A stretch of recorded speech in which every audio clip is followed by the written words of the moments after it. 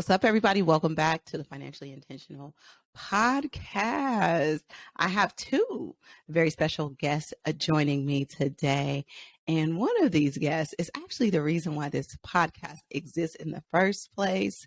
So without further ado, I'd like to introduce Lynn Frair and Ryan Connell. We are going to talk about this super duper incredible revolutionary calculator that they came up with, invented, and put out into the public. But first, I'm going to give them a chance to introduce themselves, and we're going to kiki and giggle and talk about why this calculator is so important. So let's start with you, Ryan. I want to hear a little bit about your backstory, how you got roped into this project with Lynn. I know she is super, I want to say, just everybody loves her. So she's super charismatic. And so I know how easy it is to kind of get pulled into her little projects. So Ryan, tell us a little bit about yourself and how you ended up working on this calculator with Lynn. Yeah, so my name's Ryan. I'm a system engineer by background. I was working for the last 15 or so years as a system architect in aerospace, found FIRE in about 2016. And last year, I went to Camp 5 for the first time and had an amazing experience and decided that I was going to, the year after, actually leave my job on the day that I went back to Camp 5. And so that evening, while we were all introducing ourselves, Lynn also introduced herself and brought up the fact that she was really trying to get this calculator into the world. And she had some ideas with the math, but coming from the nurse background, she knew all the healthcare side, but she didn't know all the math side. So I volunteered to sort of shepherd all the cats, and we got lots of different people in the room with a diverse set of backgrounds. And I was basically the person holding the marker. So my role in all this has kind of been to shepherd the technical stuff like I did in my regular career with trying to get the calculator out into the world and make sure that everyone was confident that we were giving people a number that was pretty close to what you could expect to see. So that was my role. That is pretty cool. So you were a lot of the brains behind the engineering component, which nurses, unfortunately, aren't that great with.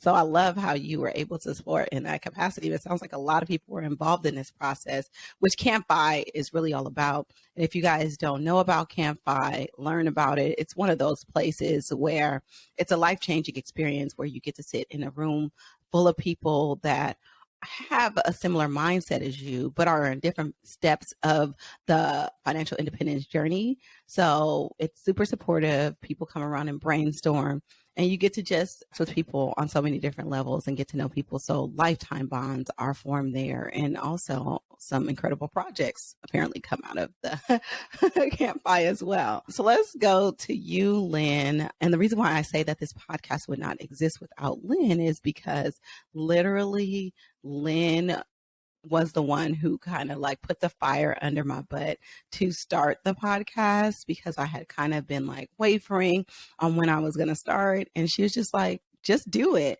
And I was like, okay, well, I will. And you're going to be my first guest. So Lynn was the first guest on the Nurses on Fire podcast, and still her episode is one of the most, and she has a few episodes on there, but her episodes are the most popular episodes just because of, again, how charismatic and original her story is. But Lynn, give us a little bit more about your background for people who don't know you, don't know that we're actually sisters. Yeah. We say same mom, different dad because we look a little different, but I don't think I'm charismatic at all. I'm pretty awkward, and I think people find that charismatic to some degree, but I just love and appreciate Nasima. We did start a podcast, I'm taking credit for it, but I just said, let's try it. And if it's horrible, we'll throw it out. And I think that's just sort of what we did here with the equation. So I am a nurse. I started investing when I was 12 years old. You know, I think that most people should with their babysitting money because it compounds over time. I lost all my investments. I had to go to medical bills, and I was terribly in debt, had to rebuild in my late 20s because I had this brain tumor. And back then there wasn't medical out-of-pocket maximums like there are. So it could just really wipe you out. And it did for me. That drove my passion and frustration for healthcare and the cost of healthcare. And I rebuilt to the point, and I worked as a nurse, lovely husband, not high wage earner. He worked as a chef, and then he was a stay-at-home dad for the last 10 years. And then we got to FIRE in my late 30s. And I've been passionate about this very, very inefficient healthcare system we have and how to calculate the cost of it in early retirement. That's the number one factor for folks preventing them to going into early retirement. And so I wanted to solve for that.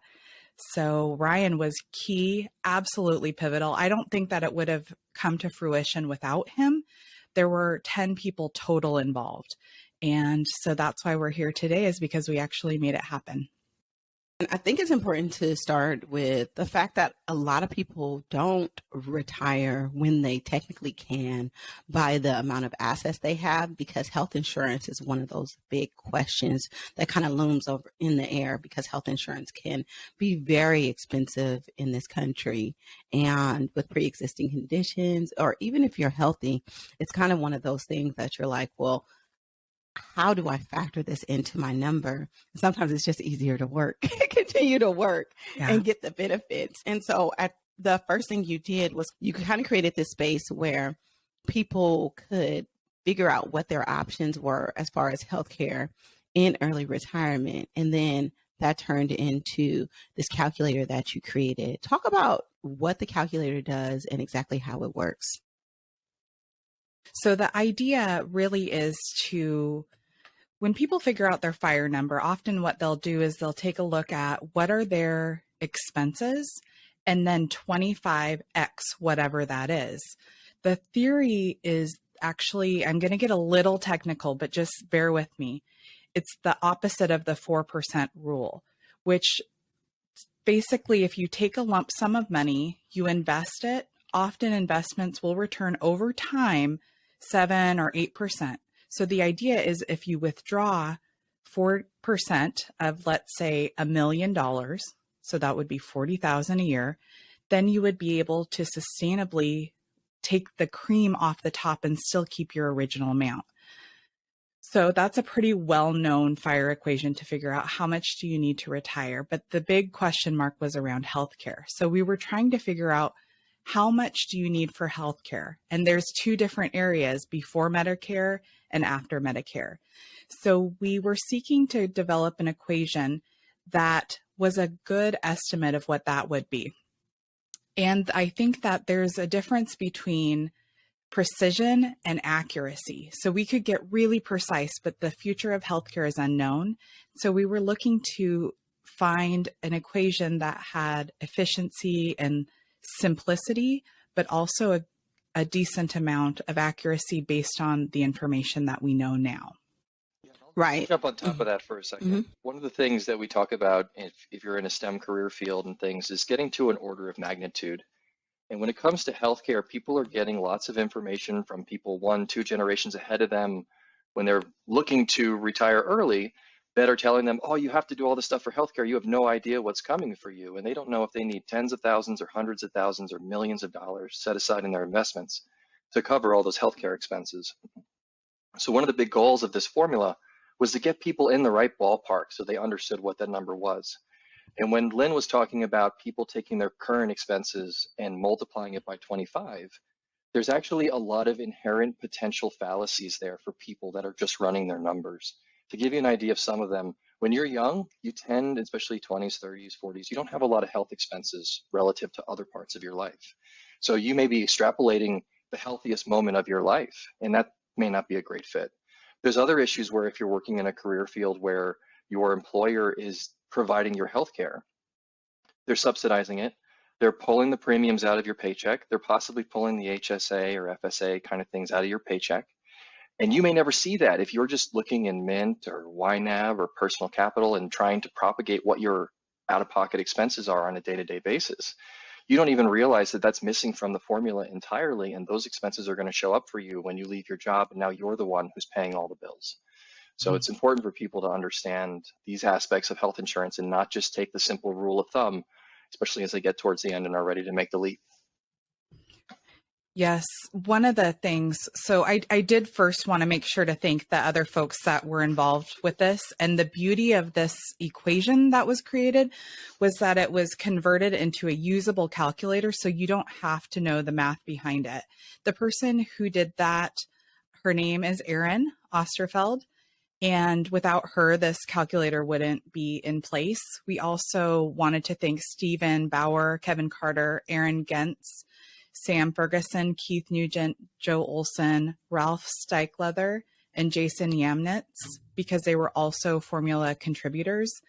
But the beauty of it, which is found at fihealthcare.com under Calculate Healthcare Calculator, it's Healthcare Cost Calculator is the extension, and we can put it in the show notes, is that you don't have to worry about all of these calculations. But if you want to, we have a lot of optional values you can enter, and you can also download a copy of the spreadsheet. So if you're an engineer or worked in aerospace and you really want to refine it, there is the option with that calculator to do that as well. So at what point should somebody include these numbers into their FI number? Like, do these things align, or are they to be done separate? Yeah.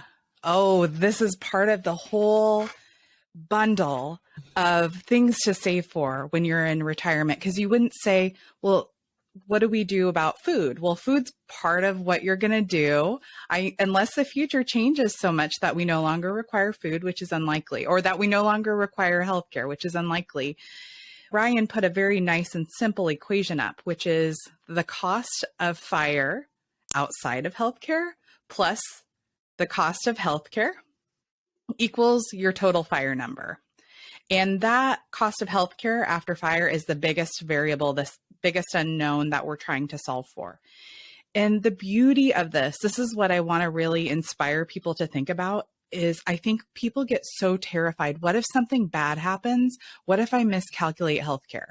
You know, they don't worry about this with food, because then they think, okay, well, then I won't order Uber Eats 5 times a month, right? And I'll have bananas when they turn a little bit brown like 3 times a year, and that'll solve for that. In healthcare, what do? It's just so opaque. And I think that's a problem, but it's actually not hopeless, because if you calculate incorrectly with healthcare, you will on average have a couple of decades to see that you're a little bit off and adjust for that. So maybe you don't take 7 trips that year in retirement. Maybe you take 5 trips because maybe your calculation's a little off. So we recommend recalculating every 2 years or every year if something changes, and then you'll be able to see my projections are slightly different. I just might take 3 trips this year instead of 7 and make up for the difference. Because I think we have this huge fear that if we don't know this unknowable future, future is unknowable before fire and after fire, that we shouldn't take this risk. But really, it's going to be okay. So when I was looking at the calculator, I still am a little confused, because like every year that I go to, and my insurance is through my employer. So every year kind of our out-of-pocket maximums change, like all these things change. And so like I have this fire number in mind, right? And so I'm just going to tell you how like I compartmentalize things in my brain, is that, okay, I already know my fire number, and that's locked in at like 25x, right? But now there's this healthcare calculator. And of course, now that is that becomes part of my expenses, right? Mm-hmm. Like my current expenses. But I'm still confused on how you plan for that in retirement if you don't know what your insurance is going to look like, especially if you've had an employer sponsor plan the whole time. Oh, yes, we can talk all about this. So, okay. Do you have any portion of that fire number? Are you thinking about healthcare expenses, or do you have 0 kind of planned when you think about your fire number? When I think about my fire number and my healthcare expenses, I'm thinking either I'll work for the rest of my life just for health insurance, or I will be an expat and kind of have travel insurance. Like that's how I Okay. figured my healthcare. So just like in America, it's just so crazy. I'll probably retire in Portugal or something like that, or somewhere where I would just be part of the national healthcare system and not have to worry about crazy insurance in America. Yes. Well, most people, so you're special. No, just kidding. I think most people are overwhelmed. And so they're like, I'm just going to not solve for this problem because it's overwhelming and unknowable. But most people have some idea that they're going to spend something. So they've already accounted for something. What we're trying to do is get an order of magnitude approximation of what it actually is, rather than it just being some nebulous number. And the way that you do it is not the amount that you have now. We're presuming you won't work in retirement because then that would be not retirement. And the way that most people are going to do it in the US is going to be probably a traditional insurance plan. So if you think about it, most people actually don't have employer-based insurance. Most people are gig workers, they're entrepreneurs, some of them are uninsured. So what do the entrepreneurs in the world do? They buy something often on the exchange, is what we call it. You can also buy outside of the exchange, but for simplicity, you could go to healthcare.gov and then it will take you to your state-specific exchange. Or I actually prefer Health Sherpa, which is a private partner to healthcare.gov, and I think it has a better interface. And so for the calculator, you would use what you would use when you're not employed, when you are buying it just on the exchange. And we walk you through it, and there's a link on there. It takes about 10 minutes, 15 minutes to see what your healthcare costs would be right now. And we recommend starting with that. Then you can adjust it every year as you get different numbers, but that'll give you a good starting point. So we don't recommend you use your current employer amount because that's subsidized. Somewhere between 75 to 90% is subsidized by your employer. So that's not going to be an accurate predictor. But I think people will be really pleasantly surprised at what they see. And once they just look and get some real solid numbers, it helps them plan, it helps them demystify, it helps them see potential and possibility. And that's really what I want for people. And I want to jump for a second on that too, because I think your sort of fears, viewpoints that you raised are common for a lot of people that are working for their employer and it's provided. It's the statement of I'm here for the benefits is a statement you do hear quite a bit. And I think one of the reasons for that, and you have to think about it psychologically, is we have dependence in our life in different ways. And when people talk about financial independence, they're normally talking about independence from their employer's income stream, from that salary coming in the door. But you could also be dependent on your employer to figure out healthcare for you because you aren't willing to go figure it out for yourself. And it's not as scary as people think. You know, Lynn was saying how the employers are subsidizing it and they're negotiating it for you and they're providing maybe 75+% of the cost of the premiums.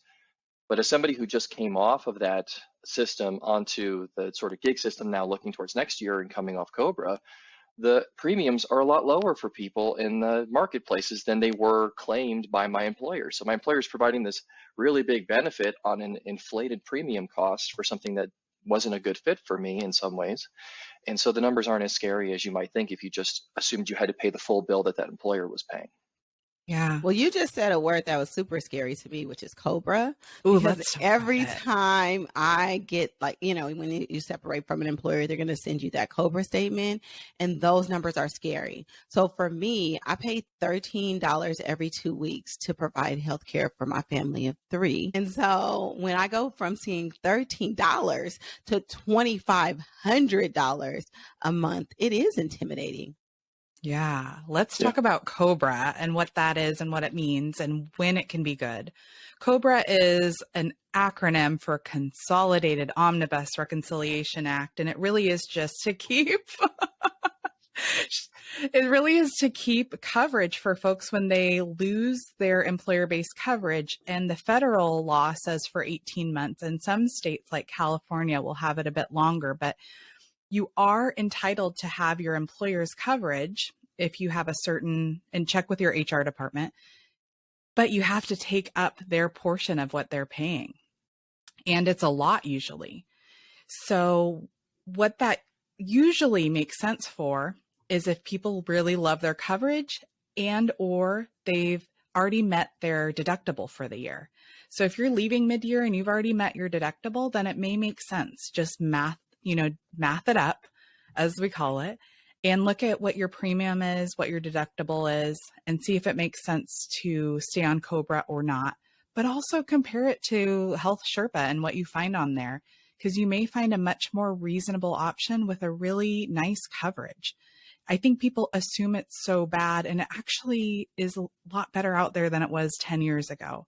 And I'm not going to get political or anything, but both bipartisan support often for healthcare for the general population and entrepreneurs. And there's been some proposal of taking that away because there used to not be pre-existing coverage. There used to not be maximums for a lot of these things. And when people hear about what it could be unlimited, my out-of-pocket could be unlimited again, then they realize, oh, how it used to be. Many of these things were unlimited before. And a lot of people don't want to go back to that bipartisan. So. And I brought up COBRA because that's what I'm living right now. So I'll talk about my situation just for a second. I left on July 1st, went to Camp 5, like I said. And we went on COBRA, my wife and I, because we had already hit out-of-pocket or at least our deductible and possibly our out-of-pocket maximum, I think, by July. So for us, it made more sense to have that cap in place through the end of the year. And then when we actually went on the marketplaces and started seeing what was out there, we're going to go from like an $1,100 a month COBRA payment for the two of us. And I'm 38, to give you a point of reference. And we are going to go to about $650 a month from the marketplace. So it's a big shift in terms of the price point for the plans. Yeah. So I'm confused. So now, you decided to still pay the $1,100 a month, even though you could have got the same coverage and started that for $600, or is there some other factor I'm not thinking about? So a couple things. When you make the transition out of your employer, there's a lot of things that are happening. There's a lot of moving pieces. It's sort of a major life event. And one of the things for us, because of my family's doctors and wanting to keep the same network and everything else, tackling healthcare and moving away from dependence on my employer was not something I was going to bite off at that exact moment in my life. And the extra cost for COBRA for 6 months that I didn't even know was an extra cost didn't frighten me. I already knew I hit the out-of-pocket maximum. Resetting that would probably honestly have cost me more because we would have gone to a new plan and had a new deductible and had a new out-of-pocket maximum. And so in hindsight, it still probably was a net win for us, but there were multiple things happening at that moment in my life. But when I finally got on the marketplaces, if you guys are worried about healthcare, go on the marketplaces, do some homework, do some research, see if your doctors are on there, actually go hands-on, because it's very simple to put in some information, even fake information that's a future you, and see what it costs, and see, put some real numbers behind these things, because otherwise this is existential. I don't know what's going to happen with healthcare that's going to keep you in the one more year syndrome. Yeah, and I was definitely thinking and living in that existential space, I have to admit, and as someone who's very financially intentional, like just kind of, I have not really thought into what like full retirement would look like for me, because I'm more of the kind of coast-fi kind of girl. And like I said, always going to have some kind of employment, and and that's right now. That's me thinking in my 41-year-old, with little kids. And that's part of the problem too. I still got little children, and thinking like that. But it's definitely something that I have not, like I want to openly admit, even thought about.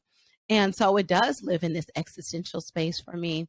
But now it makes sense for me to just go into the exchange and kind of just like see, because what we don't know, and we can't plan for the unknown, but we can plan for scenarios that we can see for our future if we know the tools to do so. And so it's super. So I'm glad that you mentioned that. Like, just go into the exchange and play around with the numbers and your situation and what your family looks like and see what it would cost. And then you can accurately project. And for me, it might be like that wake up, like, oh, like then I might not work per diem like 3 months out of the year, because I could actually afford this insurance that I was like so fearful of. So I like that exercise, and I think that this is like a call to action for everybody listening to go into the exchange and play around, and create different scenarios of what healthcare costs could look like in your future if you do plan to retire early. And so I have to have like that practical application in order to like really, really understand things sometimes, just the way that I think. But I think it's like super helpful because I know I'm not the only one where, sometimes where things are overwhelming, like healthcare costs, you kind of just push it off and not want it, and you don't think about it. Yeah, I think, Nasima, you are with most of the population. And so I'm so glad that you said that. You're where I was. That's why I was so motivated to create FI Healthcare, was really to post all the research that I had done and people wanted me to share with them, because this was a scary idea. We have 2 little girls. What are we going to do?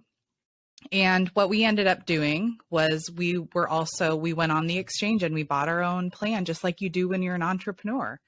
And this was back in 2018. I put in my notice.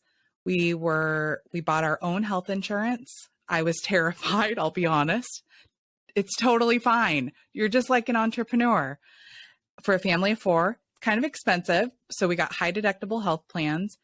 And now, after 10 years of my husband being retired, so he's a chef, he gets recruited all the time to work. And he's like, the only way I'd want to work is if there's something with full benefits where I can work 3 hours a day, still pick up the kids from school, have summers and holidays off. And he got that job. So what's crazy is that's the whole thing about financial independence that a lot of people take for granted, because it's not just necessarily about the ability to retire early because work is optional. You say like, these are the conditions on which I'm willing to work. If not, then it just doesn't make any sense for me. So I love that Carl did that. Big up, Carl. Okay. Yeah, and we just assume the answer is no, because that's what he's been saying for like a decade. Here are this is what I'm looking for. I don't think it exists. And it didn't. And then one day it did. And so since November 1st, we've had employer-based insurance for the first time since 2018. And I'm trying to figure that out, because you always, whenever you go to different insurance, you try to figure out what's going on. And it's lovely, but it was fine before too. So that's the thing, is that life circumstances change. And so often we think, well, it's going to be catastrophic with healthcare. Well, it could be, or it could actually be better than you think it will. I've had some situations that are literally catastrophic with healthcare and recovered within a couple of years. So you might meet your out-of-pocket max for a couple of years, even with something like a cancer. Sometimes that's not, for 60 years. Sometimes you have a really financially intensive few years, and then it's okay. So I had a brain tumor. I had a very financially intensive couple of years, and then it was okay. And I wanted to jump on the exchange again one more time, because when we were deriving the formula, and it was, 12:30 at night or something like that, right? Lynn, we're just standing around the board at campfire and deriving all the math. But one of the beauties of having so many different people in the room from all across the country and from all different walks of life in the FI journey and income levels was that there were 2 big things from the exchange that was shared as we talked, and everyone was talking about their experiences. And we realized that, one, the state that you're in actually matters a lot for healthcare, because it's by state. So Nasima, when you talked about geo arbitraging for free healthcare out to maybe Portugal or something like that, right? You can also do that from a state perspective and move to a state where your healthcare is lower. So when you're playing around in the exchange, if you're thinking about geo arbitrage, go play around in other states and see if it changes things. The other thing that people should play around with is, when you go into an FI position, which is what this calculator is really geared towards, is, are you ready to make the leap? Your income level is likely going to change dramatically. And you may go from a position where you have to pay for your full health care to now it's going to get subsidized in some way by a credit on your taxes or something like that. And so you can play around and figure out, oh, if I'm making this much money, then it's going to cost me this much for healthcare, and then it starts to fall off a cliff or something at a certain point. So that's another great place where you can put in multiple different numbers in the exchange and see how these things play out, and how, oh no, I didn't make as much money in my gig work as I thought I was going to make, but now my healthcare expenses aren't as high, so it maybe isn't as scary as Mhm. I thought it was. So have fun, Yeah. play, and it's really important to get out there and see it so you're not dependent on your employer for healthcare. So when you play around with these numbers and you're calculating your income in FI, right? Are you looking at your income, your like kind of income after you adjust for, maybe pre-tax contributions? Is it so what income are you basing it off of? Like what's the number that you're looking at? Does that make sense? Yeah. Okay. So you're really looking at your, what they call the MAGI, your modified adjusted gross income. And Okay. so you won't necessarily know exactly what that is. So what I would do is look up what qualifies as MAGI, MAGI, and you'll see what types of your income will be factored into that, and then go from there. And the biggest question is going to be, well, what is it going to be? What if it varies? What if it will? But that's the thing, is that it always varies, but you can adjust for it because much of the population is entrepreneurial with variable income, nurses with variable income. So you report your income change and then it gets reconciled at the end of the year. So this is all figure outable stuff. That answer the Yeah. question? It did. It did. Because I was just like, oh my God, what if I continue to contribute? Like, is that Yeah. gonna, contribute to retirement? Is that gonna affect the number? Like, so I, It's kind of thinking on, stuff when you yeah, take stuff out, to like oversimplify, when you take things out that are usable as income. And the reason I'm not listing it out right now is because it's possible things could change in the future as to what is considered modified adjusted gross income. Not a whole lot, but you just Google what is in MAGI. yeah, that's important. Like, just Google it because it's just like retirement contribution limits, and all those things change every year. So that's something that you still have to look up every year and kind of adjust for. And so, yeah, there are those things that are variable that you do have to factor in, and so that's why it's important to constantly go in and readjust. So yeah, I don't think you have to say that, just because, like I said, there's so many different variables that would go into explaining all of that, and it's not necessary. So, Yeah. but it's great to know that you just use your magic. Use your MAGI. Use your MAGI to figure it out. Yes. It's also another example of one of those dependence things where when you have a W-2, your taxes are very simple and you don't have to understand a whole lot. And then when you go to gig economy or something like that, you're going to get a little bit of an education on healthcare, which is going to be good for you. And you're going to get a little bit of an education on taxes, which is also healthy and good for you so that you are resilient to whatever it is you want to do in life. And that's important, Ryan, because I was going to ask you, in just newly becoming in the semi kind of retired space, what are some things that you had to think about that you didn't know you had to think about before you retired? Ooh, I love this question. What is he going to say? So the one we just talked about taxes. My wife has stood up her own business and is doing really well, which is wonderful. And I'm a de facto accountant now for her in some ways. So learning all about how business taxes work and what things are deductions and how all that math figures out, and state taxes and things, was a big education for me that I wasn't expecting to get this year, but was really healthy for me and really developed me a lot. A big thing with making the transition that I wasn't expecting is when you are working and you're focused on that FI moment, everything's kind of focused and there's all these things that start to get pent up, and I'm going to do all this stuff and I'm going to go live my best life and it's going to be this huge like change and all this shift. And everybody else that's in your workplace also wants to go live that kind of life. And so they're expecting you to basically leave your job and then like the next day go climb Mount Everest or something like that, right? Or go become like Bill Gates or do some amazing thing they were never able to do because work's just taken up all their energy and all their time. So all these things put pressure on you to go do everything and have all this energy. And in reality, a lot of times it's the opposite that create the effect you want. So doing almost nothing in some ways gives you a better mindset that you have all the time that you need because you're not racing to go do everything and you're not trying to do 16 hours of stuff in one day. So giving yourself space, time, I really enjoy just like walking, listening to audiobooks. I'm out here in Colorado, so the mountains are right there.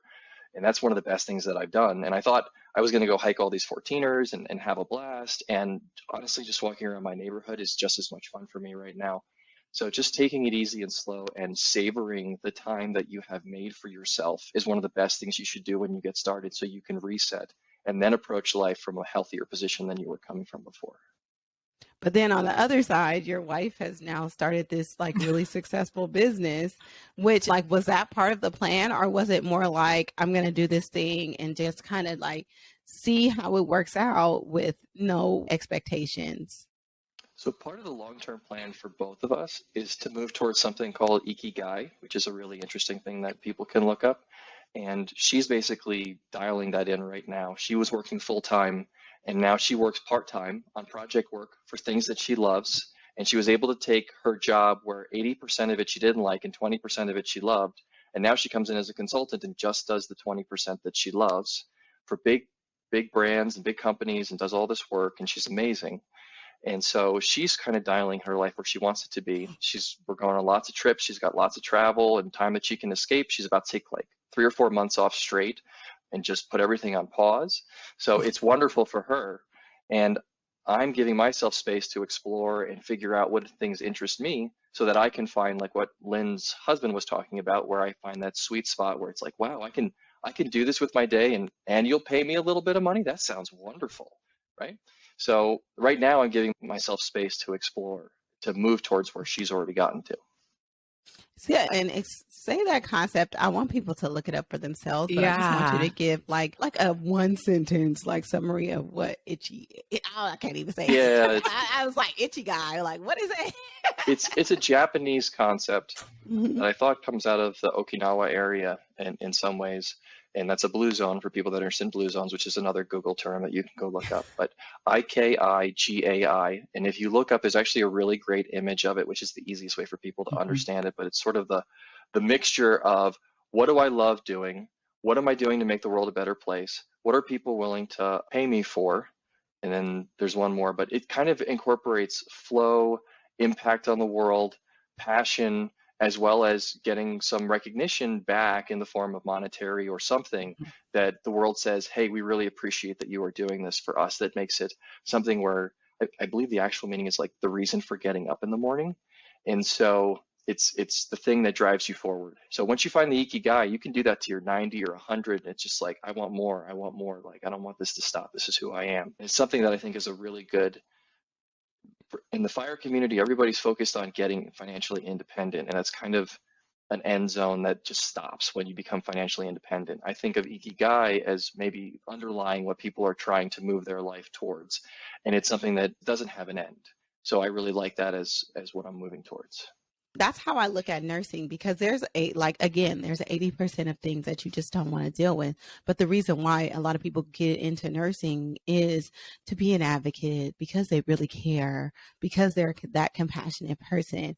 And that's why I always say, I think nursing is a cheat code to FI. And that's why, like I told you, I probably always have a nursing job. But when you can come to work and you don't have to deal with that 80% of BS and come and do what you love, like me, I deliver babies. I love that, right? I don't want to necessarily give that up, right? But I don't want to have to deal with the bureaucratic BS, and I can craft my job so I can just come and deliver babies and go home.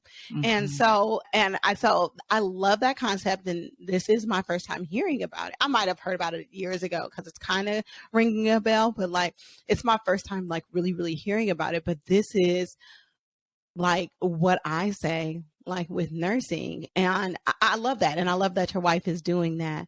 Oh, I just love the ikigai concept, and I present about it. I love it that much. And it is the reason for waking up. And it is everything that Ryan said. What I find when you get to retirement, the part that's eliminated is what you can get paid for. So in the world, like in your work life, you would look for the intersection of these 4 things. And then once you get to fire, you don't have to look for the thing that somebody will pay you for. And so it opens up this world of these things that you could do, which opens up a conundrum too, because then there's a lot of possibility. But if you continue to follow it, often what I found is people will want to pay you because you're working in the area that you're good at, that you love, that the world needs. And then eventually somebody might want to pay you for that. And then you can use that money for other good. So some people will say, oh, you're not retired any longer. Well, what if I can take that money that somebody wants to pay me to do the things that I exactly love and do thoughtful, considerate things for other people? Hire somebody to clean my house top to bottom, which is what I did on Friday. For example, there are great ways to use that.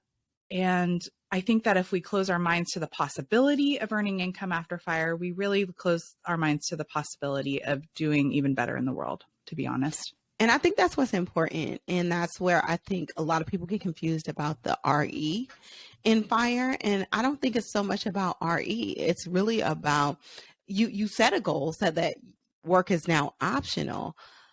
But I mean, like, if you don't have to tap into, your investments that you save for this time, the more the better, the more you can do in this world. And I think it's our responsibility. And I think, like, for building wealth is because with wealth, you can impact so many other people. And so I really feel like, building wealth is like something that we should aim for, not for the sake of accumulating money, but for what we can do for other people. But I did want to ask Ryan this final question.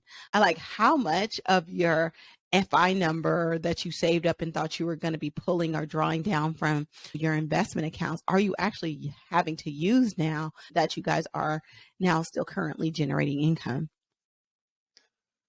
So it's a little bit confusing for that.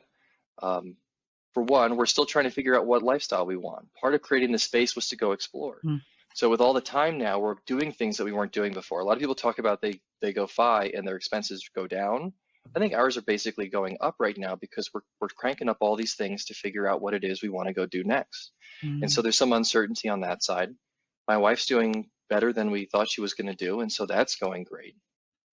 But the other piece that's important in all this, and I've heard this a few times from different people in this community that I think people should think about, is when you make the leap and you're dealing with all that life change and things, having 1 or 2 years of expenses sitting in a liquid form like a checking account is really calming for everybody. So that's been really great for us, is that's just there, and I haven't had to actually exercise my spending muscle in the concept of actually pulling money out of the investments, which has been great because this isn't a great year to be exercising your spending muscle. So from our perspective, everything's going really well right now. The markets haven't done as well this year as they have done in past years.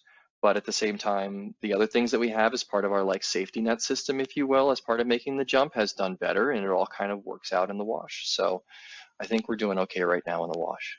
And I love that. And to be fair, you're just a few months into it. So, I think there's still a lot of things to figure out, but I just am fascinated by people that are in this position. And so it was more of just me being nosy and, You could do it, Nasima. Wow. You can do it. I know I can. I know I can. But the thing is that the way my mind works is I always have to think about being busy. I'm a 0 or 100 person. If I'm not doing anything, if I'm not doing everything, I'm not going to do anything. And so in that not doing anything space is kind of scary for me. And so that's how I have to there's things that I have to rework. But that's something that therapy fixes and not math, right? Well, there's a lot of value, even if you just take 1 year and just take a pause and see where life takes you and not focus on making any income. It's not going to change the big picture at all for you financially, probably, but just 1 year to take a step back and pause could be very different for you from a mindset perspective. You know what? You are 100% correct. And I think that that's a lesson that other people can take away too. Think about what taking 1 year off would be like. And for me, it's actually something that I might just have to do for other reasons that are coming up for me soon. It would be a really good time to just take the 1 year pause. And so, yeah, I think not only is that a lesson for me, but something somebody else needed to hear out there. So thank you for saying that, Ryan. But just to sum everything up, I really appreciate you guys coming on, because it kind of brought this reframe just for me. And this is something that a lot of people, like I said, like let live in this existential space. And this is something that's super important and that we need to think about. And it's not that scary. And it's not that scary because for me, you guys made it not that scary, because you gave me actionable items that I can, look into. And I'm a nerd. And so when you give me a tool that I can play around with, I will, just like I love to play around with compound interest calculators. Now I'm going to go in and play around with this healthcare cost calculator, because I want to see like what life would be like without having to be benefited, or, and having to think about healthcare outside of, my employer. So it's given me some really helpful tools, and I know the general audience would like really benefit from it, because I just think that it's something that is not touched upon enough. And if it is touched upon, people aren't given the practical tools to be able to do something about it and to think about it in the future. And so I think this conversation is really critical to have, and it's right on time. And I just appreciate you guys for the work that you did in building this calculator, but also in coming and explaining the practical use of it and why it's important for us to start looking at these things now and often as things change. So I appreciate you guys. Thank Any you. final words? I'm just glad what you're doing to get the word out about these topics that are sometimes taboo to talk about, and they really are the ones that could clarify people's lives. So thank you. And thank you guys so much. So the calculator lives at fihealthcare.com. And all these things will be in the show notes. I'm going to put I'm going to say it wrong again, because now it's stuck in my head as itchy guy. Icky guy. Our friend Diana calls it icky man, but it's icky guy. Yeah, so I'll put the Ikigai, some Ikigai resources in the show notes as well. But again, thank you guys for being on here. This was such a great conversation, super important to have. And I'm just glad that you guys can break it down in a way to make it approachable for most people. So I definitely appreciate you. Thanks, Naseema.